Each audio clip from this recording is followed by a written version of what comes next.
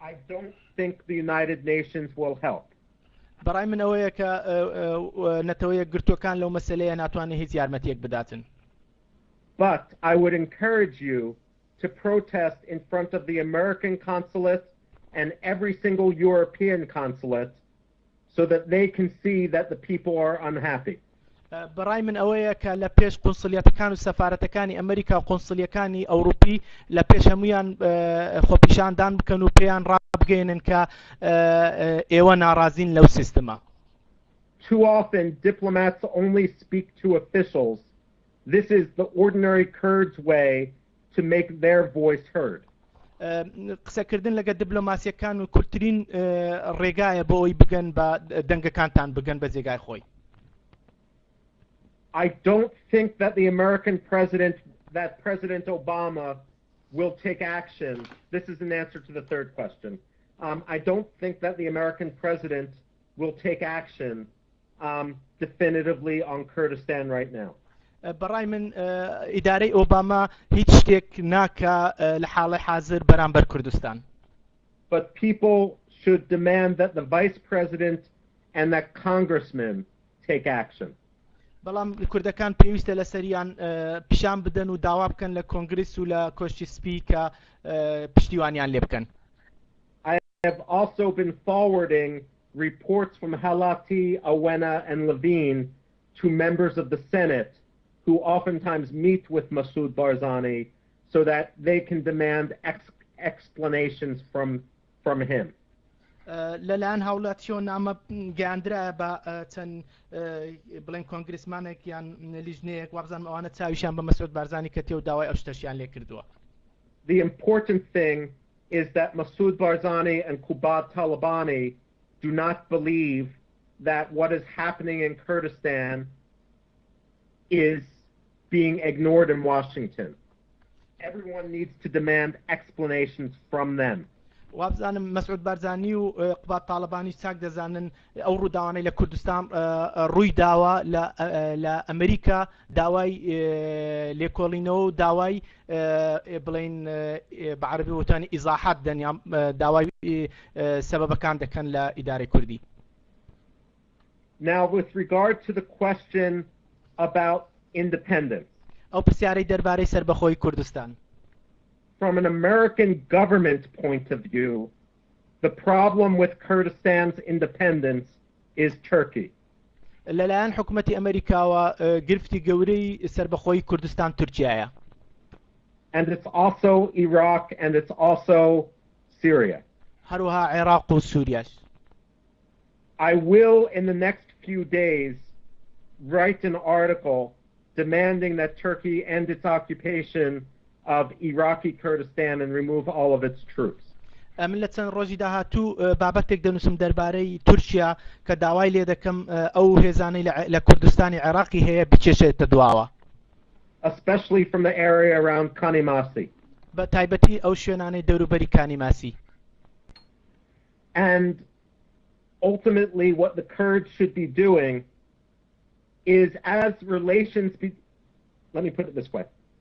Relations between the United States and Turkey are much more strained now than they were in the past. You mean stronger or? No, weaker. Okay. برای سەر ڕۆبن دەرێ پەیوەندی نێوان تورکیا و ئەمریکا ئێستا لە لاوازترین حاڵەتێتی. More Kurds in Europe and in the United States need to write articles for newspapers demanding Kurdish independence. بەڕاوی ئەوەیە کە کوردەکانی ئەوروپا و ئەمریکا هەوڵ بدەن لە میدیاکان بنووسن و وتار بنووسن داوای بە ئاشکرایی داوای وڵاتی سەربەخۆ بکەن. ئەوە چەند جارێک مسەرۆبین داوای ئەوە دەکاتن کە میدیاکان چەند گرنگناوانەی لە دەرەوەن ڕۆڵیان هەبێتن لە گەیاندنی دەنجی کورد. Now, with regard to the question about all the different rulers saying that all the opposition are Islamists or pro-Iran, I'll answer that question now. ئەو پرسیارەی سەبارەت بەوەی کە هەموو حکوومەتەکان یان حاکمەکان دەڵێن ئۆپۆزیسۆن سەر بە ئیسلامیەکان یان سەر بە ئێرانە. The person whoever asked the question, they're absolutely right that this is a problem. هەرچیەکە بێ ئەو پرسیارەی کردبی قسەکەی زۆر زۆر ڕاستە ئەوەیەکی ئاسانە ینی تۆمەیەکی ئاسانە. Because every dictator will say this to the State Department. هەر دیکتاتۆرێک ئەو قسەی حازرە و دەیڵێتن. Now, the person who has some influence in Washington who answers this question is the Egyptian sociologist Saad ad-Din Ibrahim. ئەوەی کە قسە دەکا ئەو ڕێیانە دەگەێنێ بە بڵین لە ئەمریکاشەوە کە جێگای باوەڕ پێکراوە سعدەدین ئیبراهیمە ئەوە کەسێکی چالاکوانە لە معارەزەی میسری. He says that you have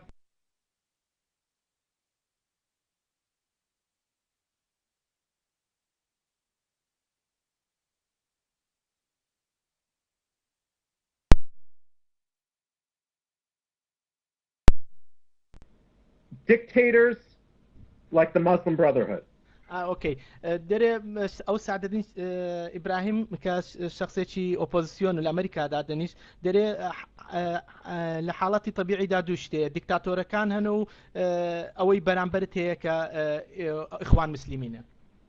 And that the dictators say you have to support us because otherwise you're just going to get the Muslim Brotherhood. لەبەرەوەی دەرێ دیکتاتۆرەکان دەرێن دەبی پژگیری ئێمە بکەن دەنا دەبی تعامل لەگەر ئۆپۆزیسۆن بکەن کە ئیسلامیەکانن. And the Muslim Brotherhood will say you have to support us because we're the only opposition group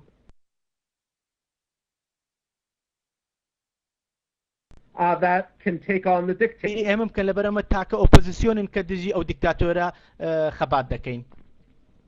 What Saad ad-Din Ibrahim says is that the Americans and the Europeans must support the liberals in between. سعدەدین ئیبراهیم دەرێ کەواتە پێویستە لەسەر ئەمریکا ئەو لیبرالەکان یارمەتی بدە کە لە ناوەندی هەردوولان لە ناوەندی مابین ئیسلامیەکان و دیکتاتۆرەکان. This is a debate that started during the Bush administration and has continued into the Obama administration. ئەو قەیرانە لە سەردەمی بوشەوە هەبوو ئێستا کەس بۆ ئیدارەی ئۆباما شاتۆتە خوارەوە. But the Americans, the debate isn't over, and that's why the voices of the opposition are so important. بەڵام ئێستا وا پێدەچێت قەیرانەکە کۆتایی پێهاتبی و دەنجی ئۆپۆزیسۆن دەنجی بیستراوە و دەنجی کە پاڵپشتی لێ دەکرێت. Now the last question was with regard to the PDK having a monopoly on everything and not really having an opposition that can come in. The last sentence, I beg your pardon, can you repeat the last sentence? Sorry. The last question was with regard to the state of opposition in Kurdistan. Yeah. پرسیاری ئەخیری کە دەربارەی ڕۆڵی ئۆپۆزیسۆن بوو لە کوردستان.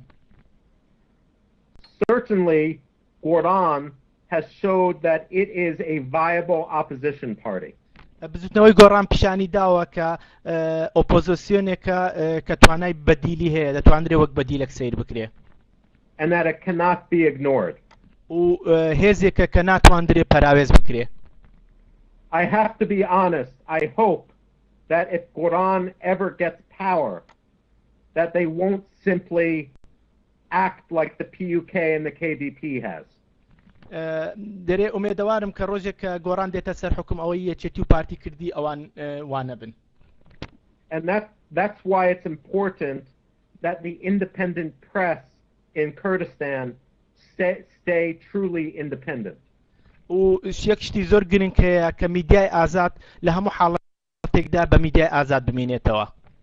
I also believe that it's very important that Quran have permanent representatives in Washington and in Europe so that their voice is heard and not just the PDKs. من لەو باوەڕدەم بڕواشم وایە کە بزوتنەوەی گۆڕان نوێنەراتیەکانی ئەو خەڵکانی کە کاری پۆ دەکەن لە ئەوروپا و لە ئەمریکا دەنجێکن کە دەتوانن دەنجی بزوتنەوەی گۆڕان بگەێنن بەو شوێنانە سەرەڕای هێزەکان و بەرەنگاری پارتیش. And before I finish, one aspect I forgot to add to the last question. پێشەوەی قسەکانم کۆتایی پێێن یەک بابەت هەبوو ویستم بیخەمە سەر قسەکانم. It is true that Masoud Barzani says that Quran is just in league with Iran. ئەوە ڕاستە نەک ڕاستە ئەو مەسعود بارزانی ڕاستە وتوێتی کە بزوتنەوەی گۆڕان پەیوەندی بە ئێرانەوە هەیە. That said, so, I mean, Masoud Barzani was in league with Saddam Hussein. لە ڕاستیدا مەسعود بارزانی وەکو سەدام حوسێن دەکا. In 1996 especially. یان باشتر بڵێم قسەکەم ڕاست دەکەمەوە دەرێ بەس ئەوەی مەسعود بارزانی لە ساڵی 1996 لەگەڵ سەدام حوسێن کردی قەسدی سیوێکی ئابە طبعاً. And Jalal Talabani has worked a great deal with Iran as well. ئەو وەختش کە جەلال تاڵەبانی هانای بەرەو ئێران بردبوو. And today, Nechirvan Barzani has very close relations with Iran. لە حاڵەتی ئێستاشدا نێچیرا بارزانی پەیوەندێکی تونند و تۆڵی لەگە ئێران هەیە. Now, I'm an American policymaker and I'm critical of the Islamic Republic of Iran. من لە سیاسەتی چالاکوانم لە سیاسەتی دەرەوەی ئەمریکا ئێمەش دژایەتی بەرگری سیاسەتی ئێران دەکەین سیاسەتی ئیسلامی ئێران. But at the same time, I recognize that Iran is Iraqi Kurdistan's neighbor. بەڵام ئەوەش چاک دەزانم کە ئێران جیرانی کوردستانی عێراقا. And every Kurdish politician, whether they're PDK, whether they're PUK, whether they're Quran, whether they're Yekurtu, or whether they're Harakat Islami, is going to have relations with Iran. هەر لەبەر ئەوەش من چاک دەزانم کە یەکێتی پارتی گۆڕان یەکگرتو کۆمەڵ بزوتنەوەی ئیسلامی هەر هەمویان پەیوەندیان لەگە ئێران هەیە. And that's understood. ئەوە شتێکی دەتوانرێت تەفەهومی بکرێتن. But there's a difference between having relations with Iran and embracing Iran. بەس جیاوازی هەیە لە نێوان ئەوەی کە علاقاتت لەگەی هەبێتن یان ئەوەتە ئیشیان بۆ بکەی. But that's something for the future of relations. بەڵام ئەو شتێکە پەیوەندی بە پەیوەندیەکانی داهاتوودا هەیە یان لە دوا ڕۆژدا. Right now, the greater problem in Kurdistan is the corruption. بەڵام ئەو ئێستا لە کوردستان هەیە گەندەڵیە گەورەترین گەندەڵیە. Because of the very courageous actions of the people, especially in Soleimani, during the last month, people are really starting to understand that.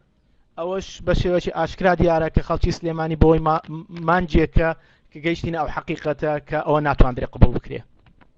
So with that, I want to thank you for having me. Mr. Robin, thank you very much for being with us, and we hope in future to perform more such interviews. We are very exciting, and thank you very much, and have a nice day. Thank you very much, Mr. Robin, to join us. Thank you.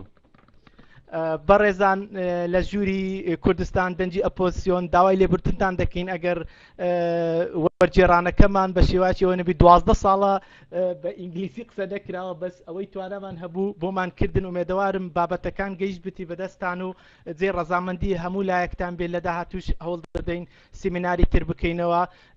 مایکەکە ئازادە کاک ئارام شەوت شاد و سپاسی ماندیبوونی تۆش دەکەین لەلایەن منەوە خواحافیز و هەمەنیش چاوتان ماجە. ئازاد خۆش ناوەک زوتیار خەفاف لە هانۆڤەرەوە شەوتان شاد.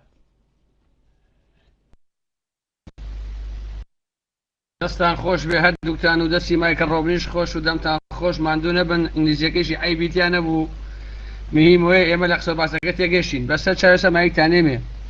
من دوو پرسیارم کرد لە ژوورەکە زانم بنووسیم تخمایەوە پرسیارە ئەی بۆ پرسیار نییە کاکی من بۆچی پرسیار نییە بەڵێ ئەبێ ئەمریکا پشتیوانی لە بزوتنەوەی گۆڕانکە بۆچی داختان لێ کاکی من جەلالی مەلایەکەکان بۆ داختان لێ هەر ئێوە ئەبێ جاشوسی خوڕمەچین هەڵگیری ئەمریکا و داروبەد بن بەڵێ پێویستە ئەوروپا بەریتانیا ئەمریکا پشتیوانی ڕسمی لە بزوتنەوەی گۆڕانکە بۆ گەڵوسی دەسەڵات بۆی دەساگە دەست لە کوردستانە کاکە بۆچی پێتان ناخۆشە برات یان چییە لیرەکەن کاکە زیبکە دەرەکەن کە وەختە پشتیانە تا ئەو قسە ناکەن کاکە ئارە وەڵا بە پەرلەمانی ئەوروپا ئەڵێن بە دنیا ئەڵێن بە بەریتانیا ئەڵێن بە ئەمریکا ئەڵێن کە نەفتەت کا لە بنەمای تاڵبانی و بازانی پشتیوانی لە بزوتنەوەی گۆڕان کە تاشورە بتوانێت ئەو حکوومەتدا بمەزێنێ و بزوتنەوەی گۆڕان بۆ ئەوە هاتووە کە خۆی حکوومەت کە بۆ ئەوە هاتووە دەسەڵات لە بنەماڵی تاڵبانی بازانی بسێنێتەوە حەقی بئەملا ئەولای خۆیەتی بەڕاستی هیچ خەفەتیش مەخۆن کاشی من گوێ بگرن جا لە ئازاد ڕەشیش کاک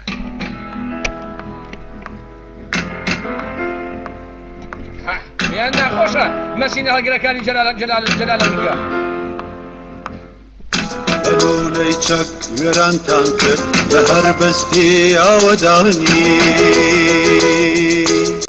بێجگە لا دەرد و مەرگەز چیکەتان بۆ ئێمە هانی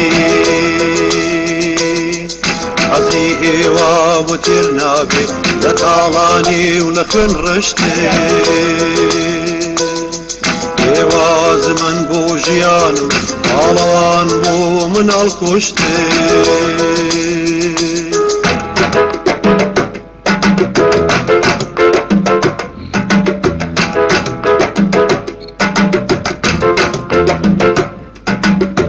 شێرزاد و سورکێ و بیلە سەرکار و ئومێد و ڕژوان مناڵی وەکو گەرمیان ئەمە بەرگری ئێوەیە لە ئازادی و مافۆژیان وەفابۆنی و ملیوێن شەهید بۆ خاکی سووری کوردستان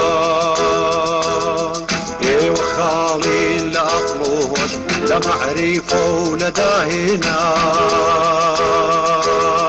ئێوە داڕەنایانەوە ون بە عیبرەت بەندی زەمان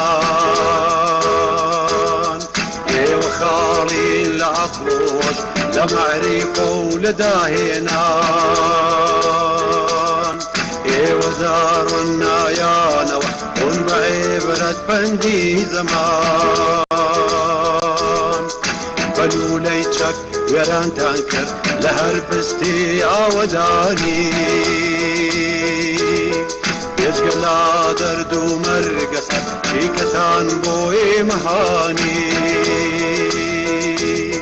بێجگە لا دەرد و مەرگەس چیکەتان بۆ ئێمە هانی